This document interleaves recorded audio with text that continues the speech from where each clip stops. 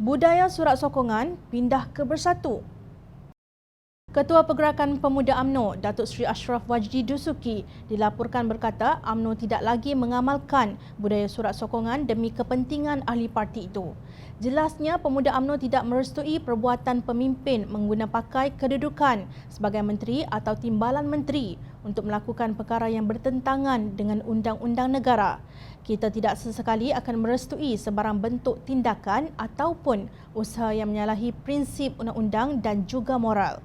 Dalam konteks ini, walaupun ada suara-suara sumbang mengatakan bahawa ini budaya UMNO lama, saya ingin tegaskan bahawa budaya ini sudah lama dibersihkan selepas 22 bulan UMNO dan Barisan Nasional sudah tidak lagi menjadi kerajaan, katanya dalam satu kenyataan pada 10 Ogos lalu.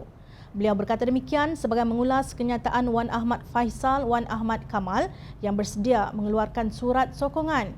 Dalam satu video, Wan Faisal juga Timbalan Menteri Belia dan Sukan memberi jaminan menggunakan pengaruhnya dalam kerajaan untuk membantu ahli Armada sekiranya menang bertanding jawatan Ketua Sayap Parti. Saya sebagai Timbalan Menteri dan insya-Allah Ketua Armada Nasional akan permudahkan dengan bagaimana saya keluarkan surat sokongan sebagai Timbalan Menteri, sebagai Ketua Armada, dan saya akan buat salinan kepada Yang Amat Berhormat Tan Sri Perdana Menteri. Itu guna jawatan.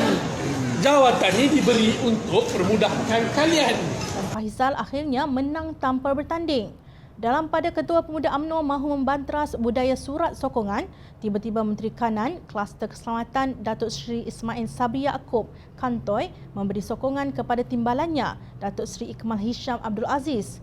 Ikmal Hisham, Ahli Parlimen Bersatu Tanah Merah, memohon agar anaknya dilantik sebagai Ahli Lembaga Pengarah Farman Niaga, sebuah syarikat berkaitan kerajaan GLC.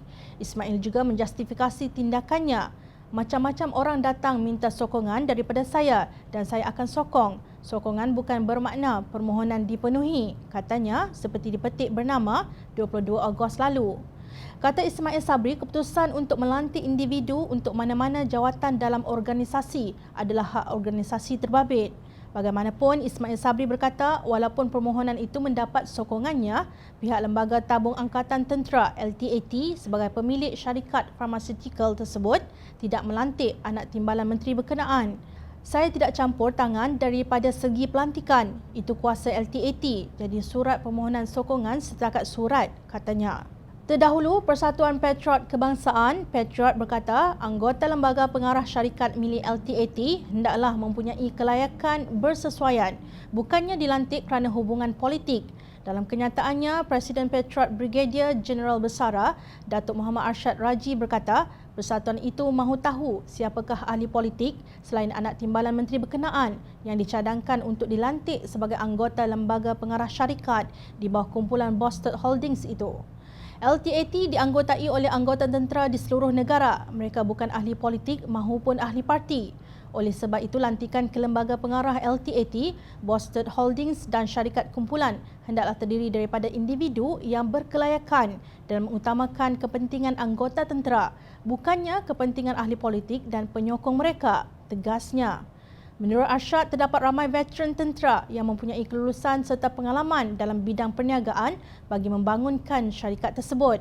Tepat sekali jika Kerajaan Perikatan Nasional ini telus berhentilah memberi ghanimah jawatan GLC kepada kroni dan ahli politik. Jika kepalanya ular, takkan ekornya belut, pesan orang tua-tua.